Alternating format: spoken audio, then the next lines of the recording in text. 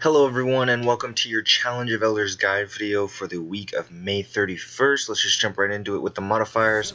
Modifiers this week are Chaff, player radar is disabled, Specialist, special weapon damage is favored, so I think it's something like double special weapon damage, and then Super Kill bonus, so obviously super kills are going to be worth more points. The bosses we have this week are the Satidious Mind, which is the Taken Vex boss, Kexis, which is the Taken Fallen boss, and Val Aru'un, which is the regular Cabal boss. The regular Cabal boss I know has the special mechanic where you have to kill the Scion Flare that has his shield frequency or his shield element in order for his shields to drop. And once you kill all three Scion Flares, his shields will be down permanently. So you do have to hunt down the Scion Flare. So a really good heavy weapon like a sword or something is going to be good for that. Kexis doesn't have really any special kind of mechanics that I really know besides the mines. So supers are going to be kind of difficult or they're going to be hard to come by in the second boss fight. So I would highly recommend saving your supers from the first boss fight and just opening up with them and generating as many orbs as possible is going to be very important. And Satidious Mind, I honestly don't remember if it has any modifiers or not. I'm kind of mind blanking right now, but as far as I know, I think it's just a normal kind of boss fight. I think it's not really any crazy mechanics that you have to worry about. But since obviously super kills are your what you want to go for, the clear winners are going to be Blade Dancer and Stormcaller. Blade Dancer being once again the hunter class, right? Like Gunslinger and Blade Dancer have come up so often because they have things that count as two separate kills. Throwing knives count as precision kills and melee kills. Blade Dancer super kills count as both super kills and melee kills. So if you're getting kills with your Blade Dancer, you're getting points for both super kills as well as melee kills. So that's going to get you way more points than any other class. If you run Encore on your Blade Dancer subclass, you can run forever, especially in the Cabal section. Like the Cabal section is probably the best for this Blade Dancer super. So like you will really stack up your points hard on round 3 if you run Blade Dancer especially. But Blade Dancer is 100% the best option for you guys. Stormcaller is next best because it just lasts for so long and kills so many ads, generates a ton of orbs. So yeah, that's going to be a really good option for you as well. Sunsinger is probably the next best option because you can just chuck grenades and it counts as both grenades and super kills, I believe, and you can generate orbs that way. But in my opinion, Stormcaller and Sunsinger, I guess, are kind of tied, but Arcblade is obviously the best. And then Nova Bomb is half decent, but with Sunsinger and Stormcaller are going to be above that. For Hunter, Golden Gun is going to be half decent, but Blade Dancer is far superior at this point, and Night Stalker is just not something you want to use for this because you have to get direct bow kills with your Night Stalker super in order for it to count as a super kill. So even if you use Quiver, that's like a maximum of 2 kills because usually even one bow shot from Quiver doesn't kill some ads. So Night Stalker is just not something you want to use during this Challenge of Elders this week. For you Titans out there, the obvious choice is Sunbreaker. I mean, what else are you going to use, right? Like, Defender doesn't get you any kills, so you're kind of wasting point opportunities right there. Striker Titan is almost as good as Nova Bomb, except you have to be really close, and usually you're killing enemies off spawn, which means you're getting a maximum of 4 kills, whereas with Sunbreaker you can do the same thing, except for you can run around more and probably get 8, 9, 10 kills.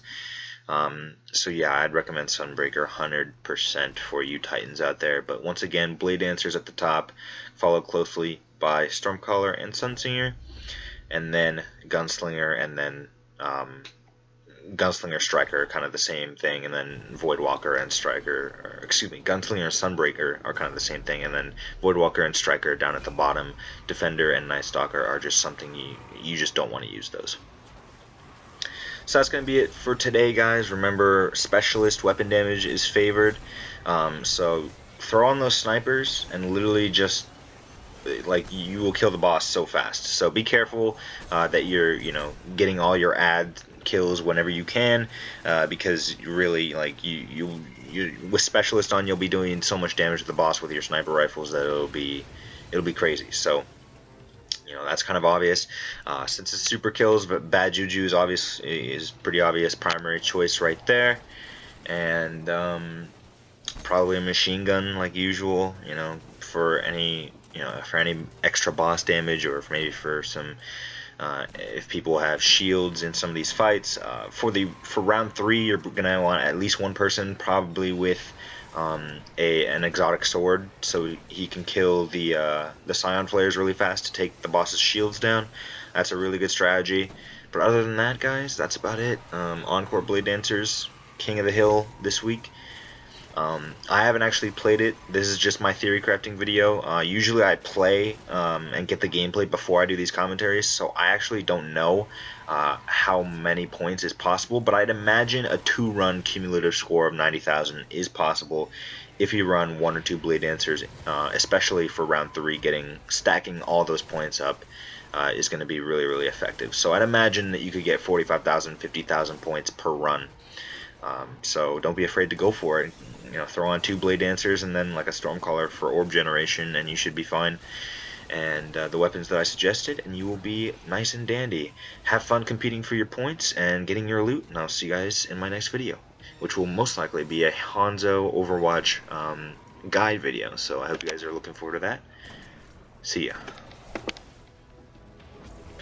Alright everyone, so I just wanted to add this little clip it on. I just finished Challenge of Elders for this week playing Arcblade, and I want to give you guys just a little bit of an informational tip.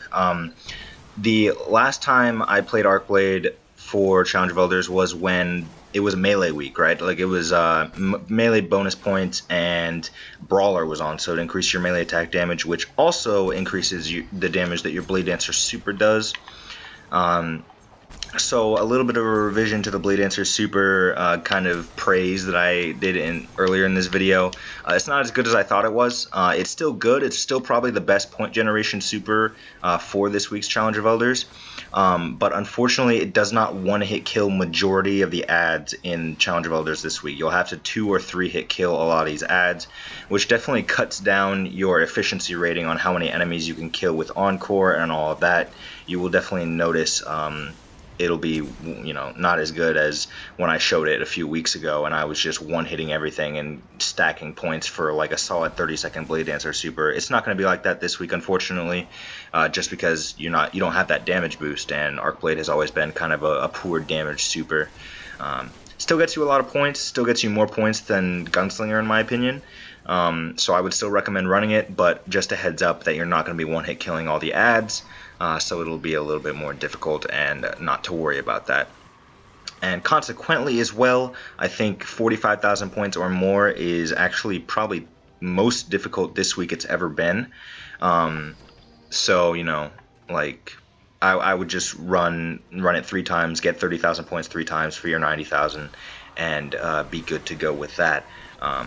So for the standings, they kind of edit themselves a little bit. Blade Dancer is still barely at the top, but I would say Stormcaller and Sunsinger are a lot more even with it now that I know that Blade Dancer only one-hits everything, or doesn't one-hit everything. So keep that in mind, and hopefully you guys still do well in your Challenge of Elders, and I'll see you guys in my next video.